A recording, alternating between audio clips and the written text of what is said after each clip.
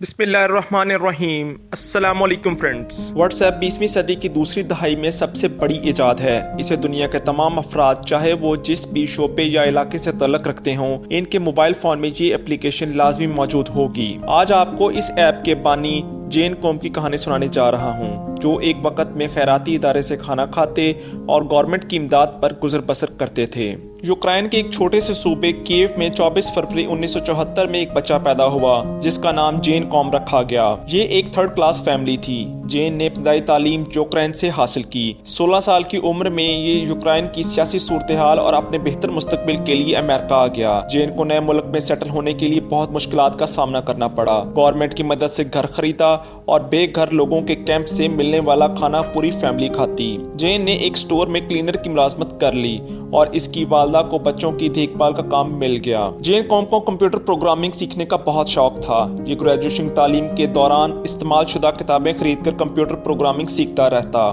Graduation کی تعلیم مکمل ہونے تک جین کوم بائی سیلف کمپیوٹر پروگرامر بن گیا۔ جین کو ایک سافٹ ویئر کمپنی یاہو میں بطور انجینئر کی ملازمت مل گئی۔ یاہو میں ملازمت کے دوران اس کی ملاقات برائن ایکٹن سے ہوئی۔ ان دونوں کے مشترکہ خیالات اور دلچسپی کی وجہ سے دونوں اچھے دوست بن گئے۔ جین اور برائن سوشل میڈیا میں کچھ نیا تخلیق کرنا چاہتے تھے، لیکن یاہو نے انہیں یہ موقع نہ دیا۔ 2007 میں دونوں نے یاہو میں استعفیٰ دے کر خیر بات کہہ دیا۔ یہ دونوں دوست مختلف ممالک کی سیر کرنے لگے۔ اس دوران جین نے فیس بک اور ٹویٹر کے لیے اپلائی کیا، لیکن ریجیکٹ کر دیا گیا۔ جین کوم نے 2009 میں آئی فون خریدا۔ ایپ سٹور کو وزٹ کرنے کے دوران اسے پتا چلا کہ ابھی ایپ سٹور پر بہت کام کرنے والا ہے۔ اس نے اپلیکیشن بنانے کا فیصلہ کیا۔ جین اور برائن ایکٹن نے میسیجز اور تصاویر شیئر کرنے والی اپلیکیشن بنانے کا فیصلہ کیا۔ 1 سال کی محنت کے بعد جین نے ایک جدید اپلیکیشن تیار کر لی جس کا نام واٹس ایپ رکھا۔ اس اپلیکیشن سے بآسانی میسیجز اور تصاویر شیئر کی جا سکتی تھیں۔ 2010 میں واٹس ایپ کو رجسٹر کروا کر لانچ کر دیا۔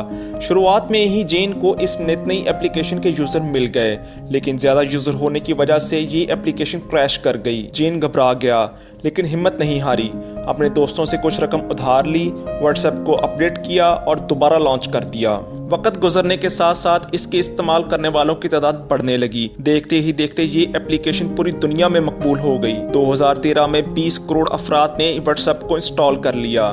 2014 میں فیس بک نے یہ ایپ جین کوم اور برائن ایکٹن سے $19 ارب میں خرید لی۔ یہ وہی جین کوم ہے جسے فیس بک نے ملازمت دینے سے انکار کر دیا تھا۔ آج جین کوم $9.80 کے اثاثوں کے ساتھ دنیا کے 143ویں امیر ترین شخص ہیں۔ اس ویڈیو کو اختتام جین کوم کی کہاوت کے ساتھ کرنا چاہوں گا۔ جین نے کہا، آپ کوئی ایک چیز کریں مگر اسے عمدگی سے اور اچھے سے کریں۔ دوستو، اگر آپ کو یہ ویڈیو پسند آئی ہو تو اس ویڈیو کو لائک کریں، شیئر کریں اور کمنٹ سیکشن میں اپنی رائے کا اظہار ضرور دیں، اور پلیز سبسکرائب کرنا مت بھولیں۔ شکریہ۔